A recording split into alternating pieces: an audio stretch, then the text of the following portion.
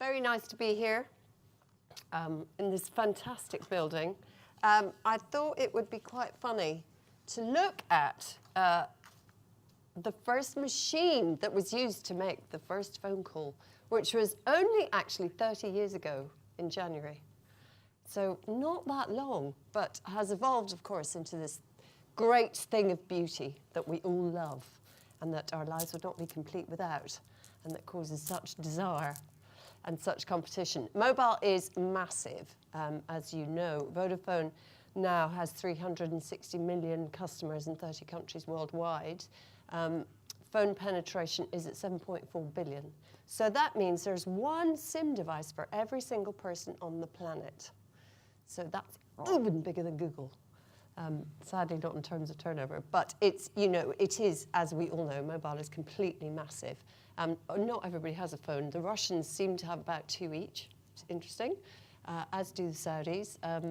But, you know, it goes where you think it's going to go, and it's only going to get bigger. It is growing unbelievably fast, and the view is that by 2018, mobile advertising spend will be about 70 to 80% of total digital spend. So for us, if you ain't got a mobile-enabled website, what are you thinking? And if you ain't got a device strategy, what are you thinking? So from the advertiser's point of view, it's all very well going, oh, we've got to have a great digital strategy, and we've got to have a mobile strategy. We've actually got to have a device strategy too, because we're not just talking about mobile phones, we're increasingly talking about tablets. And as we have learned from the very wonderful MEC Momentum study, little name check, MEC, who are our agency, have a great piece of proprietary research that tells you all about touch points and tells you all about what part of the purchase journey the consumer is in at all the touch points. So it does help us inform this device strategy. But moving on, really, the other thing that we, of course, have to have is our big data strategy. We all know about data. And as Andy just said to me, we are right in the heart of data at Vodafone. We have buckets and buckets and buckets of data. And as we also are generally aware, a lot of it is absolutely worthless. And if you don't know what you're doing with the stuff that's valuable, it's also worthless. So the whole data piece is massive for us. Understanding what it is, what it can do. Potentially, it's unbelievably valuable. You know, we can use it to understand all about our consumers. We can upsell, we can cross-sell, we can make them more valuable. We can do all kinds of interesting things. We can even sell some of the data. So I can't stress enough how big it is and how important it is, not just for us, but for everybody here. Because in the end, it's going to be all about the data that you have got and that you can trade that will be a big, big driver for your businesses. For us, that sounds very simple, but obviously there's a huge kind of challenge behind that, because the data piece, there are lots and lots of stakeholders behind the data piece. We need to understand how we use it. We are in the process at Vodafone of building a really nice DMP. That's bringing its own challenges. Do we have a global one? Do we have best by market? And all these things have to be worked through. But of course the potential is great. So if you look at the fact that maybe we have or will have a wonderful DMP, it's going to operate beautifully, we're going to be able to do lots of very clever programmatic buying. We're going to use a wonderful DSP.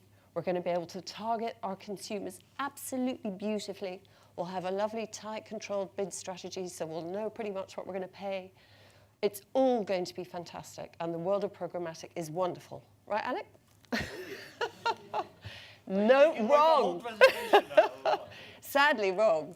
Well, I mean, not entirely wrong, but I think there was a huge cat put amongst the pigeons this week in the States. I don't know if you saw this, but Kraft, Jill Fleischer at Kraft, stated that they only actually trust 15 to 25% of their impressions, which is just a shocker, really. If you think about it, that's really a very, very small number. And it is a very real issue, which she was very brave to raise, because it's always been questionable. Viewability has always been something that is slightly dubious. People have had lots of different testing mechanisms that they've used to improve it. DoubleClick now has a viewability optimization tool that they use. So, and some of the DSPs are bringing in some viewability optimization too. So it is improving, but it's a huge issue for advertisers when you want to find a super efficient way to do the best from your impressions and really drive the business to programmatic. I think part of the reason of that viewability and the general obfuscation around programmatic is this really, really hideous chart, which is not even a particularly recent hideous chart. It's probably nearly a year old, this hideous chart, so it's probably even more complicated. But if you look at that ecosystem, there is not a hope in hell of finding any kind of transparency through that ecosystem. There isn't, is there? So, you know, it's incumbent upon us as advertisers and my wonderful partner agencies to really drive the transparency behind the whole programmatic and trading desk piece. And it's slightly unfashionable talking about this now because everybody's done it and everyone's gone, well, we know we need transparency, but programmatic's the new holy grail and it's all going to be fantastic. But it's, as I say, incumbent on us to still drive this transparency. It is going to be fantastic, but if it's not transparent, it will simply drive people away. The big DSPs will fade out, be less effective. We'll end up putting lots of money into our own DSPs, which arguably won't work so well, but I'm sure Alex's going to talk a bit more about that. And there's a lot of client experience. Can I change my presentation now? It would be disingenuous to go, look, it's all a disaster. It isn't a disaster. Programmatic is a fantastic thing. In the right hands and managed in the right way, we'd be crazy to walk away from it. But I just, you know, I can't do a presentation about the current buying and selling without discussing the fact that we do need to really push for better viewability and for more transparency. I think this ecosystem, though, also points to something else, which is a fundamental problem of agencies, probably more creative agencies, but if we talk about the agency ecosystem, where Adobe did a piece of research amongst their marketing community that came out with this extraordinary statistic that only 18% of marketers go to their agencies for digital marketing advice, which means the consultants are all getting very rich, I suspect. I think it's true. I think there's pockets of wonderfulness out in the digital agency world. We see all the big agency groups buying up every single specialist operation they can. Publicists just spent gazillions on Sapient, which is probably a game changer for them. But I think the challenge is making these groups work together really efficiently. And we have yet to see it. In any of the client organizations I've worked for, I've yet to see the efficient integration of those kind of acquisitions. You know, it means I can have the same guys sitting in the room, that's nice, but until they're on the same P&L, as Sue referred to earlier, of course it's not going to work. And I think there's probably a cultural piece that goes behind that too. It's not just that they have to be on the same P&L, but it's about getting the right people in the room and about having the right innovative culture going through the organization. Right back at the beginning, somebody talked about structures, I think, how we all like to have structures and hierarchies and titles. And I think those are the things that really spoil the innovation that we need to be seeing now and hopefully will change. Just quickly, you know, the agency world needs to evolve drastically. I think the creative agencies in particular need to really super shift their game because otherwise they just won't be here in 5 years' time.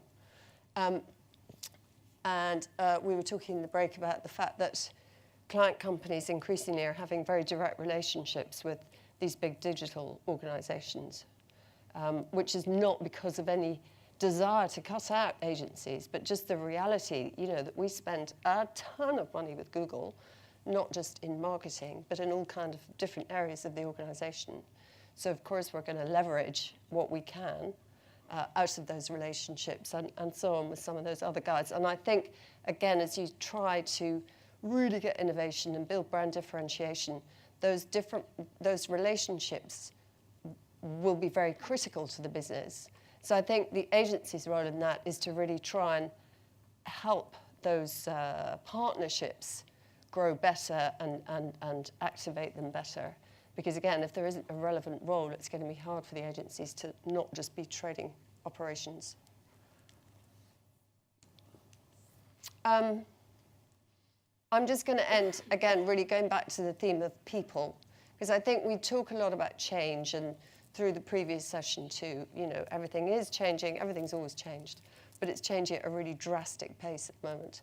And I think it's at a particular moment where there's a lot of education, there's a lot of lack of comfort about the speed at which things are going.